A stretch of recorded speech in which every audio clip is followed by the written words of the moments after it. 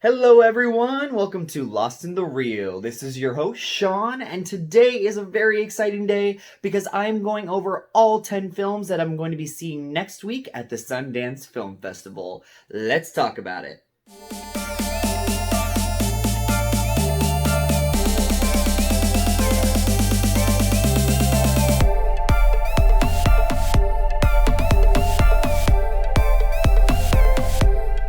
So this is my first year getting to go to the Sundance Film Festival, and I am beyond excited. It is virtual this year, but either way, I am just so ready for this experience. Today I'm going to be going over all 10 films that I am seeing at the festival starting January the 28th to February 3rd. So during each and every one of those days, I will be reviewing 1, 2, 3 movies a day. So please make sure to check out each review next week. Also, at the very end of the festival on February 3rd, I will be doing a ranking of every single film that I saw, as well as a deep dive into all of the Q&As that I was able to attend, as well as going over all of the awards that were given out for the festival.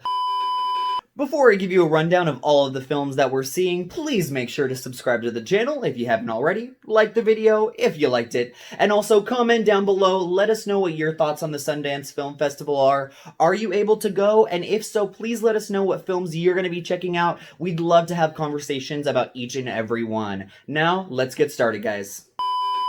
The first film that I'm going to be seeing, which is on opening day, the 28th, is Coda.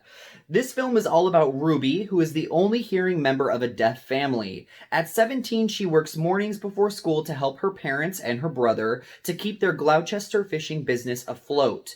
But in joining her high school's choir club, Ruby finds herself drawn to both her duet partner and her latest passion for singing. Her enthusiastic, tough-love choir master hears something special and encourages her to consider music school and a future beyond fishing, leaving her torn between obligation to family and pursuit of her dream.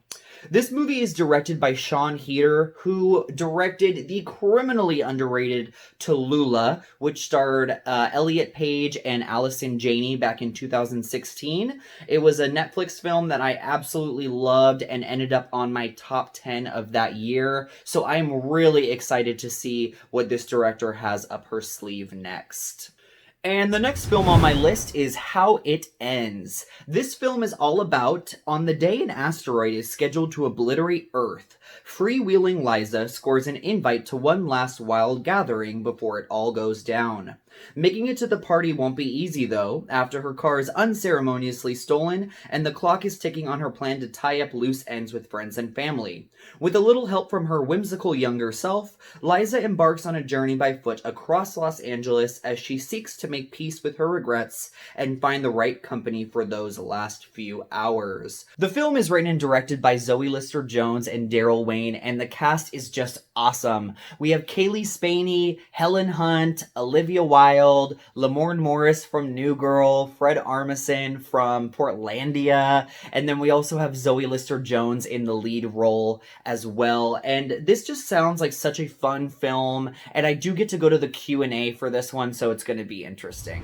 My third film that I'm going to be seeing is On the Count of Three. This movie is all about Val, who has reached a place where he feels the only way out is to end things, but he considers himself a bit of a failure, his effectiveness lacking, so he figures he could use some help. As luck would have it, Val's best friend Kevin is recovering from a failed suicide attempt, so he seems like the perfect partner for executing this double suicide plan. But before they go, they have some unfinished business to attend to. On the Count of Three is directed by Jared Carmichael of The Carmichael Show, and this is his directorial debut. This film was actually the one that I had to make sure I went to go see because I think that this one is going to break the mold and become one of the standout hits of the festival. I just have this feeling about it. It also stars Christopher Abbott, which is also a really good sign because he shows up in all of the best indies. So I definitely am crossing my fingers that this one is going to be great. And on January 30th, I'm going to be seeing Wild Indian. This movie is all about Makwa, a young Native American boy who has a rough life. He often appears at school with bruises. He says he got falling down, but no one believes him. He and his only friend, Ted O, like to escape by playing in the woods until the day Makwa shockingly murders a schoolmate.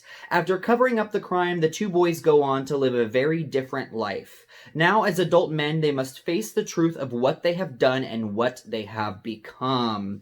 This movie sounds deeply profound and thrilling, and it is so rare we get to see movies about modern Native American life, so this one is at the very top of my list of films I am most excited about. And also on the 30th, I will be seeing another thriller called Superior. When Marion is on the run, she goes to the only place she knows is safe, her childhood home. She is greeted by her estranged sister, Vivian, a stay-at-home housewife struggling to conceive and on the verge of a failing marriage. Though the two are identical twins, they live opposite lives. Marion's mysterious return disrupts Vivian's small-town routine, and the sisters must learn to reconnect and reconcile. When Marion's haunting past finally catches up to her, their separate worlds collide, catapulting both sisters into grave danger. This movie doesn't have a lot of hype around it, but I found the premise to be extremely interesting, and it's also based on a short film that the director premiered at the Sundance Film Festival in 2015. So obviously that was good enough to push it into full-length territory and premiere it at the Sundance Film Festival in 2021. On the 31st, I'm going to be seeing John and the Hold. While exploring the neighboring woods, 13-year-old John discovers an unfinished bunker, a deep hole in the ground. Seemingly without provocation, he drugs his affluent parents, an older sister, and drags their unconscious bodies into the bunker, where he holds them captive. As they anxiously wait for John to free them from the hole, the boy returns home where he can finally do whatever he wants. This film has me so interested. It's the directorial debut of Pasquale Sisto, who's a visual artist, so I'm expecting the film to look absolutely beautiful and unique. It's also written by Nicholas Giacobani, who won an Oscar for his screenplay for Birdman with Alejandro Gonzalez Iñárritu. It also stars Michael C. Hall, Jennifer Ale, and Thaisa Farmiga. So great cast, interesting director, and wonderful writer. So all of these things should come together for a very thrilling coming-of-age tale. Next up on this list is the world premiere of Together Together.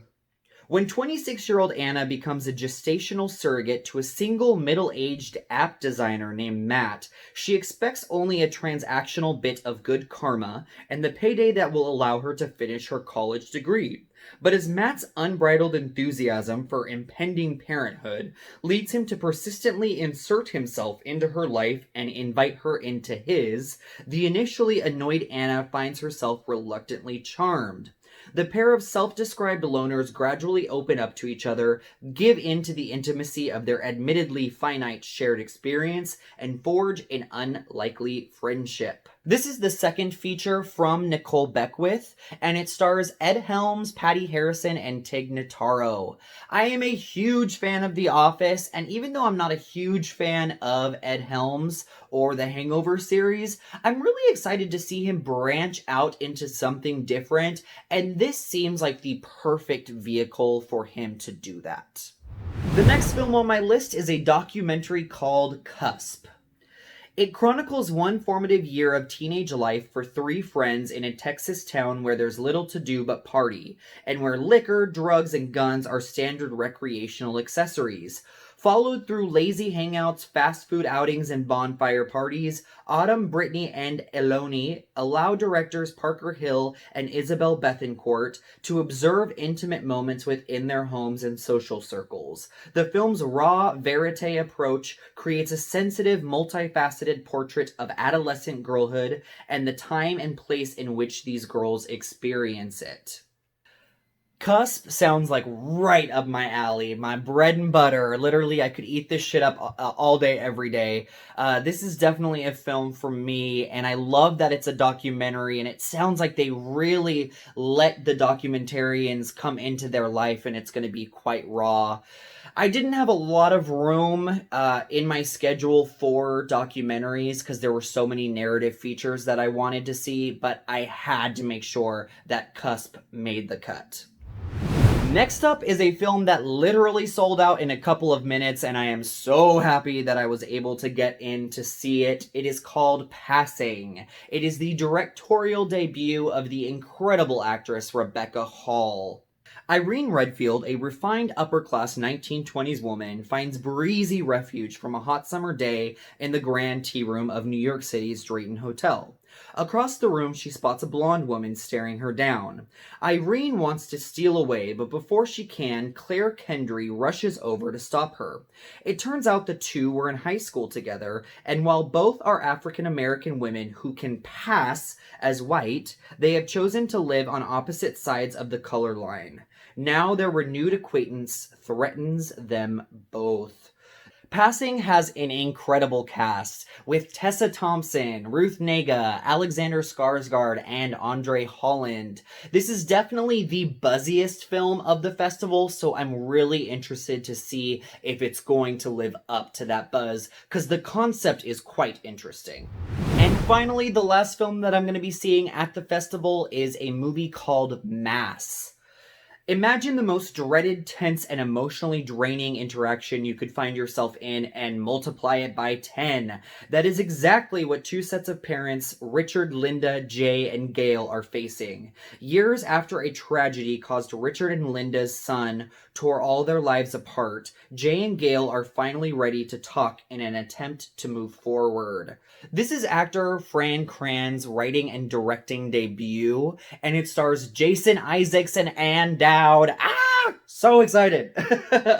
As well as Martha Plimpton and Reed Birney. This movie sounds like a gut punch, very emotional, and something that could either be really incredible or really horrible. I don't think that there's any in between with movies like this, so hopefully it will be an incredibly emotional ride. Thank you so much, guys, for watching Lost in the Reel. Please make sure to check out all of our reviews starting on the 28th of each and every one of these films that I covered in this video. Also, make sure to comment down below. Let us know what movies you are most excited to hear about. And also, if you're attending the festival, what films you're going to be seeing. Thank you so much, guys. We will see you soon.